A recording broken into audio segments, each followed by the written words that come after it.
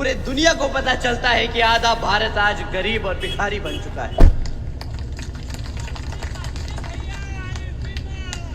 साथियों, अगर 2014 में जो इन्होंने वादा किया था कि 2 करोड़ नौकरियां देंगे, तो आज ये शायद हमें दिन नहीं देखना पड़ता।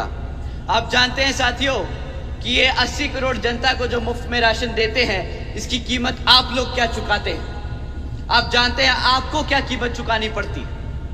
आपको ये महीने का कितने का राशन देते होंगे साथियों, बताइए? 200 रुपया, 200-300 रुपया, 100 रुपए? अरे भाई, ईमानदारों की सरकार है, ऐसे कैसे बोल सकते हो कि 100 रुपए? 1000 रुपए का राशन देते हैं तुम्हें, 1000 रुपए का। बहुत ईमानदार, बहुत ही ज्यादा ईमानदार हैं, ठीक है? तो 1000 रुपए के हिसाब से भी गुणा लगा लेते हैं, गणित लगा लेते हैं, ठीक है? तुम्हें साल का 12,000 रुपए से राशन तो ज्यादा से ज्यादा का नहीं देते होंगे। 12,000 से ज्यादा रुपए का राशन तो नहीं मिलता होगा ना? अगर क्लास 4 की नौकरी लगी होती तो कितना कमाते महीने का? 25,000, 20,000 रुपया। साल का कितना हुआ? 2 से 2.5 लाख रुपया कम से कम कमाते तुम।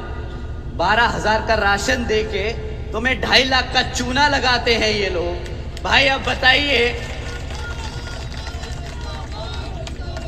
ये लोग कहते हैं इसको गुजरात मॉडल।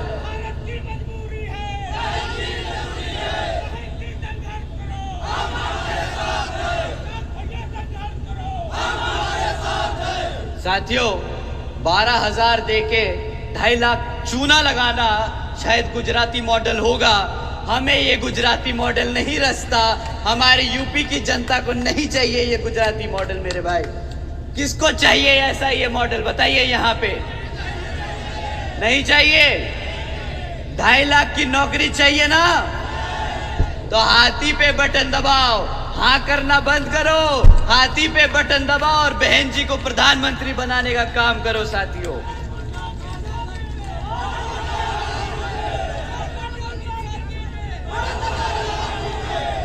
साथियों,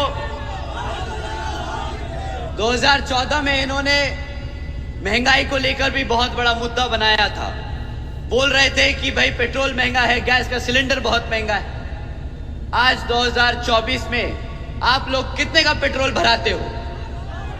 100 रुपए। कितने का गैस सिलेंडर खरीदते हो? 1200 रुपए। 2014 में क्या दाम था गैस और पेट्रोल का? 400 रुपया। अब आप मुझे बताइए कि जब पेट्रोल 60 रुपए से 100 रुपया हो गया, गैस सिलेंडर 400 रुपये से 1200 रुपये हो गया, अब इनके मुंह से भाषण में महंगाई के लिए क्यों एक शब्द नहीं निकलता है? घोटाला है। अरे ईमानदारों की सरकार है, घोटाला मत बोलो मेरे भाई, घोटाला मत बोलो। ये लोग पहले आपको बताते हैं कि भाई हम आपकी महंगाई कम कर देंगे, फिर आपका वोट भी चुरा लेते हैं, आपसे नौकरियां भी छीन लेते हैं, आपको बदले में मुफ्त राशन देते हैं। अब ऐसी सरकार को क्या बोलेंगे बताओ? चोर, चोर।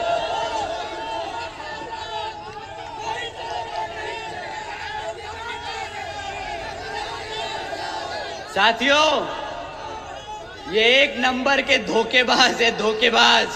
चूना लगाना बखूबी जानते हैं, आंखों में धूल झोंकना बखूबी जानते हैं। इनकी बातों में नहीं आना, इनकी एक भी शब्द आपको मानने की जरूरत नहीं है।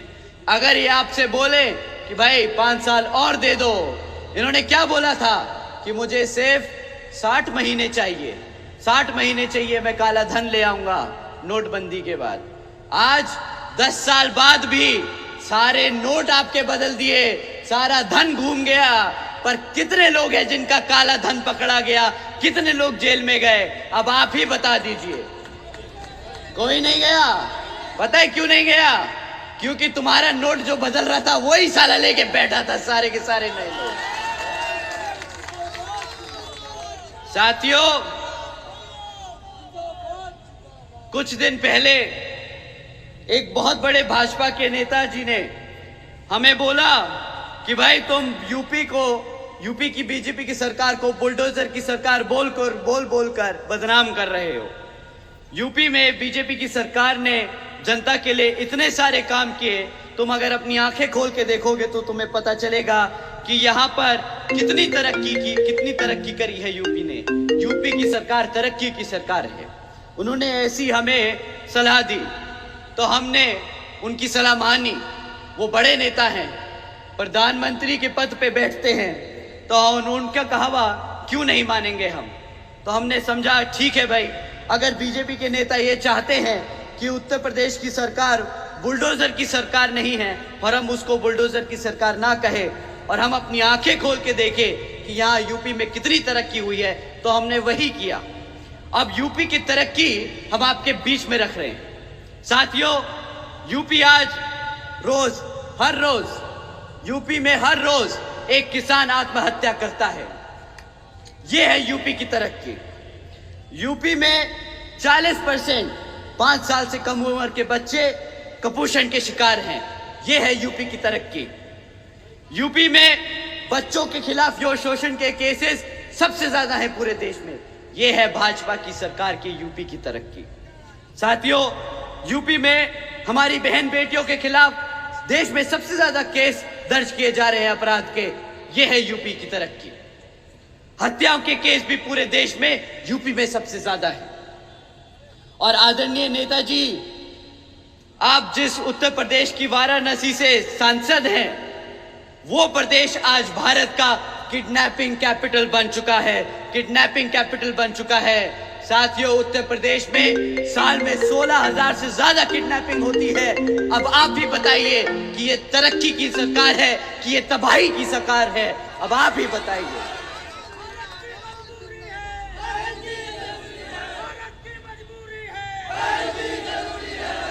साथियों,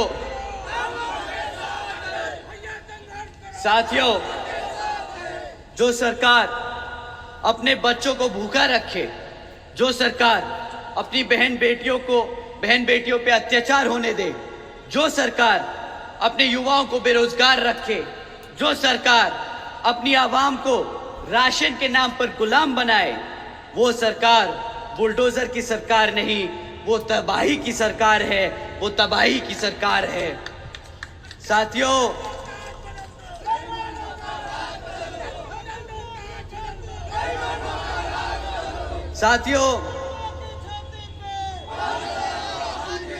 साथियों, जिस तरीके से बीजेपी की सरकार चल रही है ना, वो दिन दूर नहीं जब पूरा देश नहीं, पूरी दुनिया इनकी तुलना तालिबान की सरकार से करने लगेगी।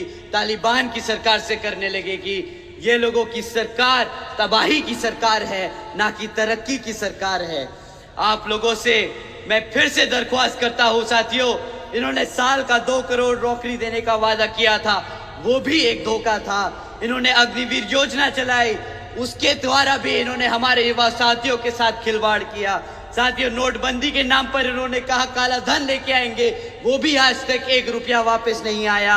अब आप ही बताइए साथियों, क्या ऐसी सरकार आपको मंजूर है कि नहीं?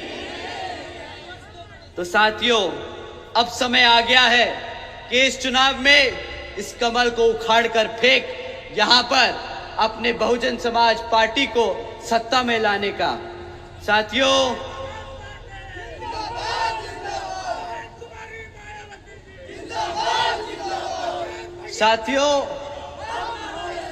इसी तरह समाजवादी पार्टी भी आप लोगों के बीच में आकर आप लोगों से वोट मांगने का काम करेगी। बट साथियों, जिस पार्टी को एक पर्टिकुलर समाज ने, चलिए बोल ही देता हूं साथियों, जब 2022 का इलेक्शन था तो हमारे मुसलमान भाइयों ने और बहनों ने इस समाजवादी पार्टी को एक तरफा वोट डाला कि नहीं डाला, बताइए। परंतु साथियों, जिस समाज ने इनको एक तरफा वोट डाला, आज उसी समाज पर जब अत्याचार होता है तो उनके खिलाफ इनके मुंह से एक चू नहीं निकलती है। अब ये भी सच है कि नहीं, आप भी बता दीजिए साथियों।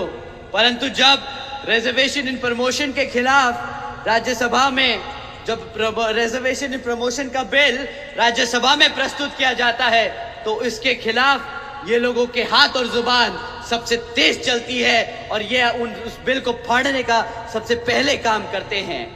साथियों, अब आप ही बताइए, क्या ऐसी पार्टी को सत्ता में रहने का अधिकार है कि नहीं? साथियों, चोर है चोर है।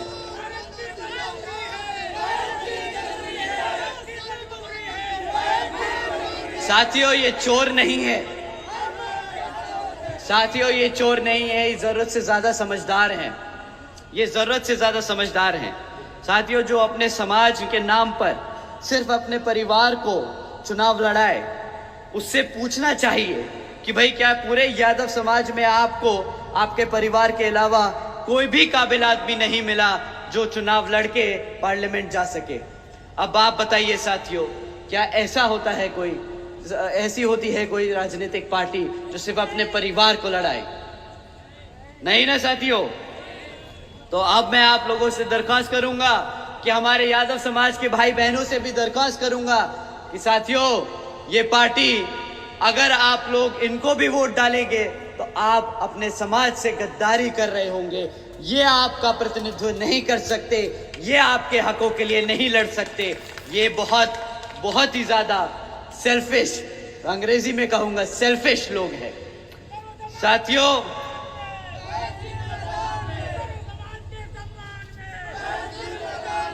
साथियों, इसी की तरह कांग्रेस की पार्टी भी आप लोगों के बीच में आकर वोट मांगने का काम करेगी। परंतु साथियों, ये लोगों को 60 साल से ज्यादा सेंटर की सत्ता में रहने का मौका मिला, परंतु 60 सालों में इन्होंने हमारे बहुजन समाज के लिए आज तक एक भी काम नहीं किया है।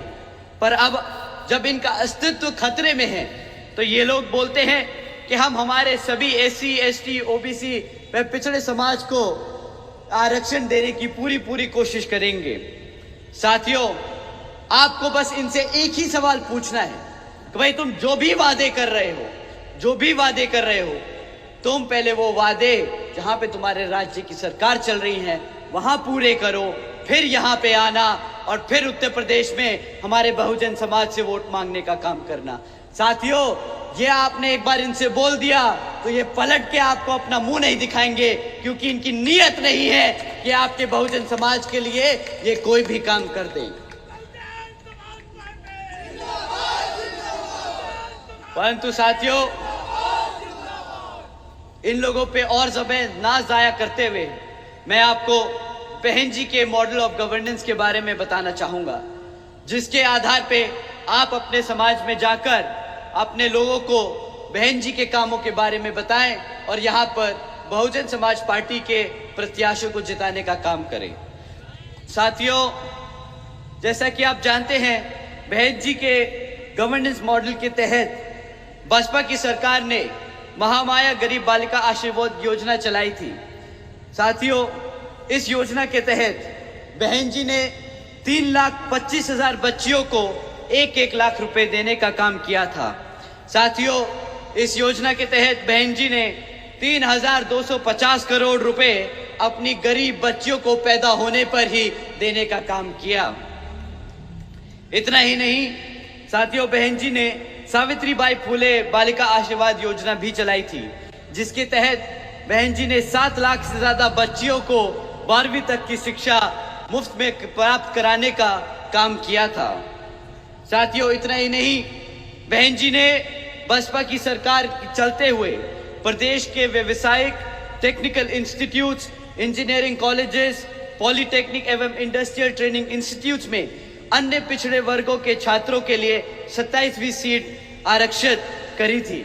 और उतना ही नहीं, बल्कि देश में पहली बार सरकारी स्कूल, सरकारी कॉलेजेस के स्टूडेंट हॉस्टल्स में भी 27% आरक्षण की व्यवस्था तय की थी।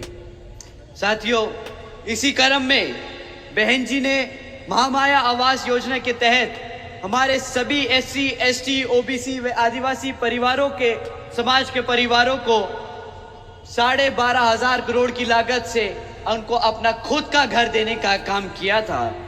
इतना ही नहीं, बल्कि बहन जी की सरकार के चलते हुए बसपा की सरकार ने कृषि एवं संबंधित कार्यों में मिनिमम वेजेस को 55 रुपए से बढ़ाकर 100 रुपए प्रतिदिन कर दिया था और अन्य पिछड़े वर्गों के लोगों की क्रीमी लेयर की वार्षिक आय को भी 3 लाख रुपए से बढ़ाकर 5 लाख रुपए बहन जी की सरकार में किया गया था।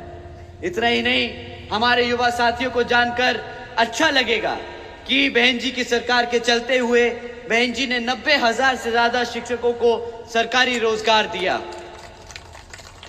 1 लाख से अधिक सफाई कर्मचारियों की भर्ती की, 2 लाख से अधिक हमारे पुलिस फोर्स में जवानों को भर्ती किया और 6 लाख से अधिक हमारे सभी अपर कास्ट समाज के जरूरतमंद पढ़े लिखे भाई और बहनों को सरकारी विभिन्न भाग्यों में सरकारी नौकरी देने का काम किया।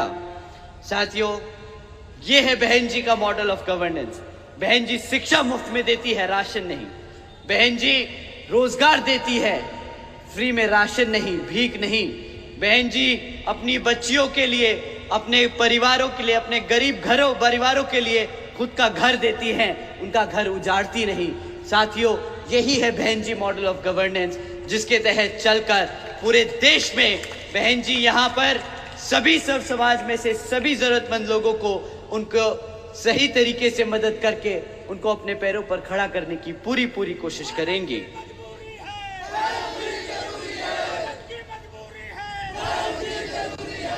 साथियों, इन्हीं कुछ जरूरी बातों के साथ ही अब मैं आप सभी लोगों से, और खैर मेरे साथ साथ ये मेरे व खासकर आदरणीय बहन कुमारी मायावती जी की भी ये विशेषकर खास अपील है कि इस समय देश में हो रहे लोकसभा आम चुनाव में आप सभी लोग हर मोर्चे पर सावधान रहें। आप लोग अपने वोट को, आपका वोट बहुत कीमती है, आप अपने वोट को किसी को खरीदने ना दें, आपका वोट कोई लूट ना पाए, आपका वोट कहीं जाया ना हो जाए, कोई जाति, बरादरी, धर्म, मंदिर, मस्जिद या किसी भी भावना आदि के नाम पर कोई स्वार्थी आप अपने जाल में फंसाकर आपके वोट का दुरुपयोग न कर पाए। क्योंकि साथियों, देश में हर एक महिला, पुरुष व युवक को वोट का अधिकार यहाँ परम पूज्य बाबा साहब डॉक्टर भीमराव अंबेडकर जी की अति महत्वपूर्ण देन है। मैं आप सभी से ये खास अपील करता हूँ कि हमारे सभी साथियों को इस समय अपना सभी आपसी झगड़ा, मनमुटाव, मिसअंडरस्टैंडिंग्स, जितना भी नाराजगी है आपस में एक तरफ कर इस समय यहाँ पर बहुजन समाज पार्टी के प्रत्याशी को भारी वोटों से जिताकर पार्लियामेंट में भेजने का काम करें, ताकि फिर आप अपनी आदरणीय बहन कुमारी मायावती जी को प्रधानमंत्री बना सके।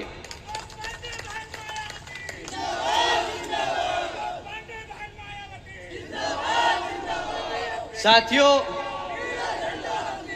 हम आप लोगों से अपील करते हैं कि अशोक कुमार पांडे जी को आप यहां पर भारी वोटों की मतों से जिताकर पार्लियामेंट भेजने का काम करें, ताकि ये बहन जी के हाथ मजबूत कर सके। साथियों, इसी क्रम में हम आपसे दरख्वास्त करेंगे कि मनोज कुमार जी को भी आप यहां पर भारी मतों से वोट से जिताकर उनको पार्लियामेंट में भेजने का काम करें, ताकि वो यहां पर बहन जी के हाथ मजबूत करने का काम करें। साथियों, खासकर यहाँ पर मैं आप लोगों से अपील करता हूँ कि सरवर मलिक जी को भी आप भारी वोटों से जिताकर पार्लियामेंट में भेजने का काम करें, ताकि वो आपके हकों के लिए पार्लियामेंट में आपकी आवाज उठा सके और बहन जी को प्रधानमंत्री बना सके।